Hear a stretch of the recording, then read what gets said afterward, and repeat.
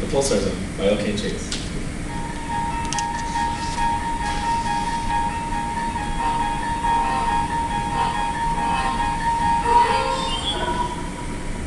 We are traveling through our dimension, a dimension not only of energy and light, but of rotation. A journey into a wondrous star whose boundaries are that of imagination. Your next stop, the Pulsar Zone.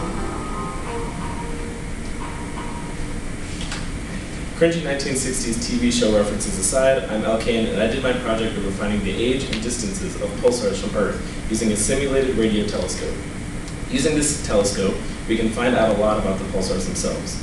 A pulsar is a rotating neutron star, or white dwarf star, that emits beams of electromagnetic radiation. The simulation itself allowed me to choose from a list of pulsars, pinpoint them on a map of the sky, and follow them to receive bursts of pulses in uniform times, like this. We know that the time between every pulse gets longer as the pulse gets older because it's slowing down. And knowing that, we can tell the age of pulsars compared to other pulsars. For example, the pulsars 0531, 0628, 0740, and 2154 are here. Are here, ordered youngest to oldest. This is because the period between the pulses is lower for the youngest one and higher for the oldest one, meaning that the space in between each of these pulses gets larger the older it gets. I also calculated the distance between Earth and some of these pulsars. I found that the pulsar 0628-28 is about 1,128.19 parsecs away. I also found that the pulsar 2154-40 is about 2,367 parsecs away.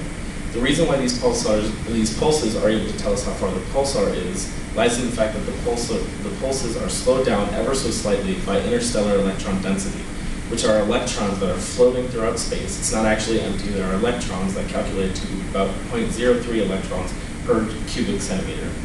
This doesn't sound like much, but over thousands of parsecs, it can make quite the difference. So when we tune the telescope for different frequencies, we are able to get slight variations in the readings. When we measure the time that each of these pulses occurred and plug them into the dispersion formula for the interstellar medium, we can calculate the distance of these pulsars with fair accuracy. As for my results, you can see in my data here, the times at the top are the arrival times of the pulses at different frequencies. The T2 minus T1 is the time between the first pulse and the second pulse, and the last section there is the frequency calculations needed to finish the dispersion formula. This all together in the formula gives us the distance of 1,122.19 parsecs, as I said before, which calculates to roughly 2.15 times 10 to the 16th miles, which is an irrelevant measurement, but it's really cool. And again, for a second pulsar, we have the same sort of information, but gathered from a different simulated pulsar. And when we use them in the formula, we get the distance of 2,367.89 parsecs, which calculates to about 4.5 times 10 to the 16th miles. In conclusion, I was able to use a simulated radio telescope to find the relative age and distance of various pulsars. Thank you very much.